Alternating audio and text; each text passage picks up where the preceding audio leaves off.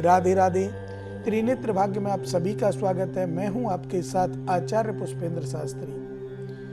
आज हम बात करेंगे आपके जीवन में सुख दुख कब आते हैं, कैसे आते हैं, कुंडली का माध्यम क्या है, इनके बीच में कुंडली में कौन से ग्रह ऐसे हैं जो आपके जीवन में सुख दुख को लाते हैं, अर्थात दुख को लाते हैं, और किस उपाय के कारण हम दुख को मिटा सकते हैं, सुख ही सुख प्राप्त कर सकते हैं। ऐसा कौन सा उपाय करें? तो आप जुड़िए हमसे और आपके टीवी स्क्रीन पर जो नंबर चल रहे हैं उन पे आप कॉल करके अपने बारे में जान सकते हैं। कोई भी परेशानी क्यों ना हो, शादी विवाह, नौकरी, व्यापार, वाणिज्य, गृह कलेश, ऊपरी पराई बाधा, कोई भी समस्या क्यों ना हो, आप उसका समाधान के लिए हमारे संस्थान में कॉल कर सकते हैं। क्योंकि बार बार देखते हैं व्यक्तियों को, एक व्यक्ति आजकल विशेष रूप से दुखी है, हर एक व्यक्ति दुखी है। कहते हैं कोई तन दुखी, कोई मन दुखी, कोई धन बिन रहते उदास, थोड़े थोड़े सब दुखी, सुखी प्रभु के दास।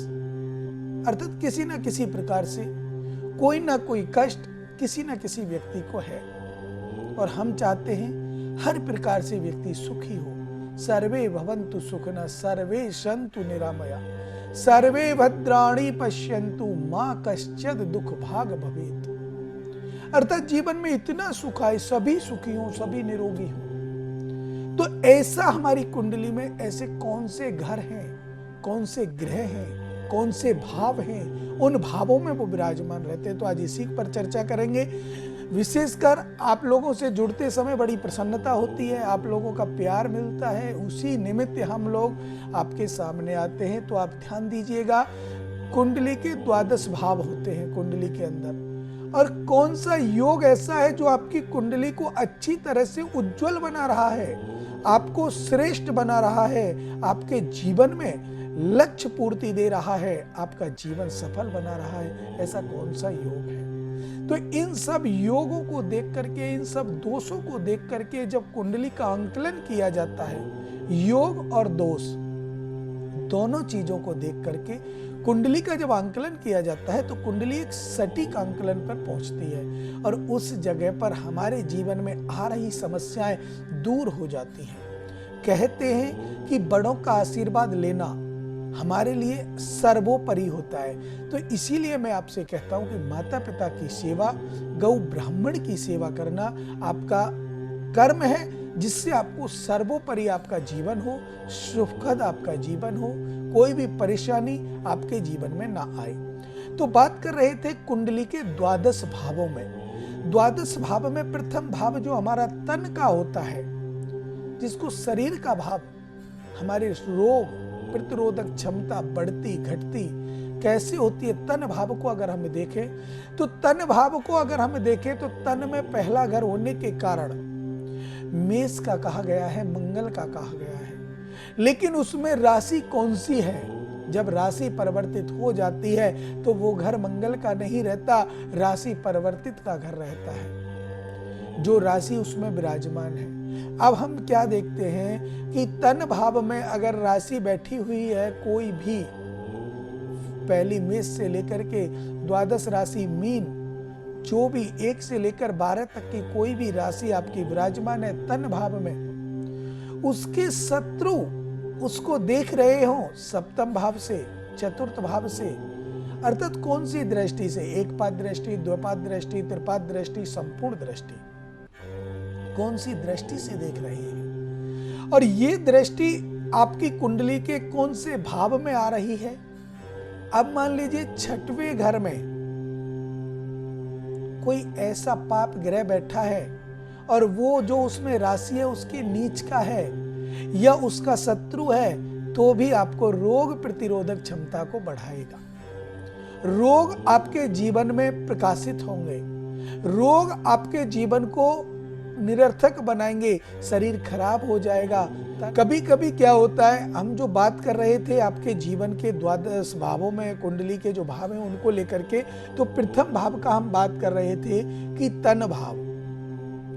तन भाव में विशेष रूप से हम देखते हैं हमारी बीमारियां उत्पन्न होती हैं। अगर तन भाव में सूर्य बैठा है, सूर्य से हम स्टार्ट करेंगे, सूर्य बैठा है और सूर्य बहुत कमजोर अवस्था में है, या नीच का बैठा हुआ है, या शत्रु की राशि पर बैठा हुआ है। शनि की राशि पर सूर्य शत्रु होता है, तो शत्रु की राशि पर बैठा हुआ है, तो उस जगह सूर्य आपके पेट को खराब करेगा। आपका कुछ भी खाइए, कुछ भी पिए, हल्के से हल्का खाएंगे तो भी आपका पेट खराब रहेगा। गरिष्ठ खाओगे तो पेट खराब होगा ही होगा, लेकिन हल्के से हल्का खाओगे तो भी कब्ज, गैस, एसिडिटीज, ये सारी समस्याएं आपके जीवन में आएंगी। पेट खराब रहेगा। और जो माता बहन है उनको बड़ी समस्याएं आ सकती हैं गर्भ संबंधी, अगर सूर्य आपका खराब है। अगर आपका चंद्र ऐसी अवस्था में प्रथम भाव में बैठा हुआ है तो आपको मानसिक चिंता देता है, मन नहीं लगने देता, किसी भी शुभ कार्य में मन नहीं लगेगा, चिंता ही चिंता आपको आएगी, मानसिक चिंता देता है चंद्र। और चंद्र आपके जीवन को निरर्थक बना देता है सोच सोच के। और जब ज्यादा सोचेंगे, टेंशन अधिक होगी, तो आपको पता है बीमारियों का घर चिंता है, चिंता को चिता कहा गया है। तो इसी के कारण जो चंद्रमा है वो आपके मन को स्थिर नहीं रखता, परेशानियों में मन जकड़ा रहता है, टेंशन अधिक होती है। अब हम बात करेंगे मंगल। मंगल ग्रह अगर इसी अवस्था में बैठा है, लगन में बैठा है, या छठवें घर में बैठा है, या सप्तम भाव से लगन को स्पष्ट रूप से देख रहा है, और उनको देखते देखते एक चीज और देखनी है, शत्रु की राशि पर है या नीच की राशि पर है, कहीं मारक तो नहीं। ये भी हमें देखना है कि मारक का स्वामी तो नहीं, जो दृष्टि दे रहा है या बैठा है वो मारक का स्वामी तो नहीं। अगर मारक का स्वामी है तो आपको और कष्ट बढ़ने वाले होते हैं, कारक का स्वामी है तो कष्ट नहीं बढ़ेंगे। तो मंगल आपको ब्लड प्रेशर, शुगर, एलर्जी जैसी समस्याएं, ये समस्याएं मंगल आपको देता है। जो खून संबंधी समस्याएं होती हैं, पैरालिसिस होना, क्योंकि नस ब्लॉक हो जाना, अनेक प्रकार की जो ये बीमारियां हैं खून के संबंधी, नस नाड़ी के संबंधी, ये सभी मंगल आपको उत्तेजित करता है। इसके साथ और भी ग्रह होते हैं, लेकिन जो श्रेय जाता है वो श्रेय मंगल को जाता है। अब हम बुध की बात करेंगे, तो बुध अगर हमारा लगन में बैठा हुआ है, गुरु की राशि पर बैठा हुआ है, क्यों गुरु बुध का शत्रु है, या फिर बुध कम अंश से बैठा है, नीच के घर में बैठा है, या मारक का स्वामी है, तो आपको गुप्त रोग दे सकता है। राहु के साथ बैठा है तो भी गुप्त रोग दे सकता है, केतु के साथ बैठा है तो भी गुप्त रोग दे सकता है। तो ये जो समस्याएं आएंगी वो इसी के कारण आती है। कुंडली में दिए हुए दोषों को विधिवत हटाएं और उनका पूजा, दान, यज्ञ, अनुष्ठान जो भी कुछ हो उसको कराएं, तो निश्चित रूप से आप मानिए कि आपके कार्य अवश्य सफल होते हैं। लेकिन विश्वास आपको करना है और कर्म पर ध्यान देना है, क्योंकि गोस्वामी तुलसीदास जी ने लिखा है, कर्म प्रधान विश्व रचि राखा, को कर तरक बढ़ावई शाखा। अर्थात कर्म है जो वो प्रधान है। हमारे सामने कोई भी चीज, कोई भी वस्तु रखी हुई है, उसको हम स्पर्श नहीं करेंगे तो क्या वो हमारे पास आ जाएगी? अरे आप लोग कहेंगे भाग्य में होगी तो आ जाएगी, लेकिन भाग्य में थी तभी तो आपके सामने आई। अब उसको आप प्राप्त करना चाहते हैं तो वो कर्म के द्वारा आप प्राप्त कर सकते हैं। ऐसा नहीं है कि वो, अब मान लीजिए आपके रोटियों की थाली परोस करके आपके सामने आपके घर वालों ने रख दी, आपसे बोल दिया आप भोजन करो, और आप अपने हाथ से रोटी को ना तोड़ें, सब्जी ना लगाएं, मुख तक ना ले जाएं, तो क्या वो रोटी अपने आप उठ के तो नहीं जाएगी? आप कहेंगे भाग्य में होगी तो चली जाएगी। तो भाग्य में तो जब होगी ना, भाग्य में थी तभी तो आपके सामने है। अब उसको लेना ना लेना वो तो कर्म के अनुसार निर्धारित होता है। तो कर्म तो आपको करना पड़ेगा, और जब तक आप कर्म नहीं करेंगे वो आपको नहीं मिलेगी, और जब नहीं मिलेगी तो क्या होगा? मिलनी चाहिए। तो इसके कारण हमें कर्म पर विशेष ध्यान देना चाहिए। कर्म ही पूजा है। जब तक कर्म नहीं करेंगे कोई काम नहीं हो सकता। कर्म तो करना ही करना है। कर्म के साथ साथ अपने जीवन को सफल बनाने का प्रयास भी आपको करना है। कर्म एक वो शक्ति है जो जीवन को बदल सकती है, भाग्य को नहीं, जीवन को बदल सकती है। और भाग्य में जो है वो सब कुछ आप प्राप्त कर सकते हैं कर्म के द्वारा। भाग्य में लिखे होने से आपको कोई भी चीज प्राप्त नहीं होगी, ये ध्यान रखने वाली बात है। आपको कोई चीज प्राप्त नहीं होगी अगर भाग्य में लिखी है तो, लेकिन भाग्य में लिखे हुए को अगर प्राप्त करना है तो आपको कर्म करना है, और जब कर्म करोगे तो आपको भाग्य में जो भी चीज लिखी हुई है वो आपको प्राप्त हो जाएगी। आप लोगों की अगर कोई शादी अगर आती है और शादी कोई कराता है तो बीच में एक बिचौला होता है, लड़के पक्ष को लड़की पक्ष को मिलाने वाला एक बिचौला होता है। वो दोनों पक्षों को मिलाकर के शादी करा देता है।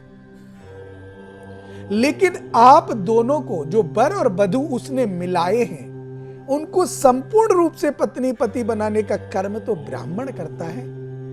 उन्होंने तो दोनों पक्षों को मिला दिया, लड़के वालों को लड़की दिखला दी, लड़की वालों को लड़का दिखला दिया, संबंध पक्का हो गया। अब मुहूर्त देखना है, पंडित जी के पास चलो। फेरे पड़ाने हैं, पंडित जी के पास चलो। किसने काम किया?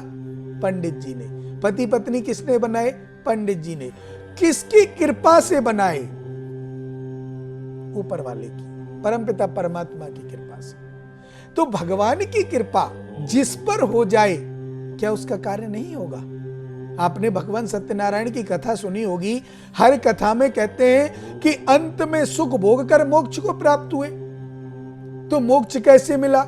और लास्ट में जब वो आता है कि हरिश्चंद्र बने, मोरध्वज बने और स्वयं मनु बने, भगवान स्वयं आए, तो उनको देख करके महाराज दशरथ के यहाँ राम जी आए तो महाराज दशरथ को मोक्ष प्राप्त हुआ। भगवान जिसको दर्शन दे उसको तो मोक्ष होगा ही होगा। तो जो हमारे शास्त्रों में लिखा है, कथाओं में लिखा है, वो एकदम 100% अच्छा है, ठीक है, सही है। हमें उसको अपनाना चाहिए, ना कि शास्त्रों पर तर्क करना चाहिए। तर्क वितर्क वो लोग करते हैं जो अज्ञानवश, एक तो आप जानकारी के लिए तर्क कीजिए, अच्छी बात है, जिससे आपको जानकारी प्राप्त हो। एक आप बिना जानकारी के लिए किसी की खाल खींचने के लिए या किसी को परेशान करने के लिए तर्क वितर्क करते हैं, वो गलत है। शास्त्रार्थ कीजिए, अच्छी बात है, आपको ज्ञान होगा, आपसे कुछ जानने को दूसरे को मिलेगा, दूसरे से आपको मिलेगा, कीजिए शास्त्रार्थ। लेकिन तर्क वितर्क बिल्कुल ना करें, शास्त्रों पर संदेह बिल्कुल ना करें। शास्त्र हमारे परमपिता परमात्मा का स्वरूप है और ये हर धर्म में है। ऐसा नहीं कि हमारे हिंदू धर्म में है, मुस्लिम धर्म हो, सिख हो, ईसाई हो, कोई भी धर्म क्यों ना हो, किसी की बाइबल है, किसी की कुरान है, किसी का कोई और है, लेकिन हमारा जो शास्त्र है वो श्रीमद् भागवत जी हुई, रामायण हुई, रामचरितमानस हुई, हमारे जो शास्त्र हैं, वेद हैं, वो हमारे पूजनीय हैं और उन्हीं के द्वारा हम परमपिता परमात्मा को प्राप्त कर सकते हैं। और जब परमात्मा प्राप्त होगा तो मुक्ति अवश्य मिलेगी। तो इसी के कारण कुंडली भी एक ज्योतिष शास्त्र से निकल के आती है। तो ज्योतिष भी एक शास्त्र है, ज्योतिष भी एक विज्ञान है। तो इसमें हम बात कर रहे थे गुरु को लेकर के कि गुरु अगर लगन में बैठा है और शत्रु की राशि में है या कोई ऐसी राशि में है जो नीच की हो या मारक के स्वामी हो और उसके साथ राहु आकर के बैठ जाए या राहु देखता हो, तो ऐसी समस्याएं, कैंसर जैसी बीमारियां उत्पन्न हो जाती हैं। शरीर में बहुत ज्यादा बीमारियां उत्पन्न हो जाती हैं, अनेक प्रकार की समस्याएं आ जाती हैं। तो उन सब बातों से बचने के लिए आपके जीवन को सफल बनाना है तो त्रिनेत्र भाग्य को देखते रहिए, आपका जीवन सफल होगा। अब मुझे दें इजाजत, राधे राधे।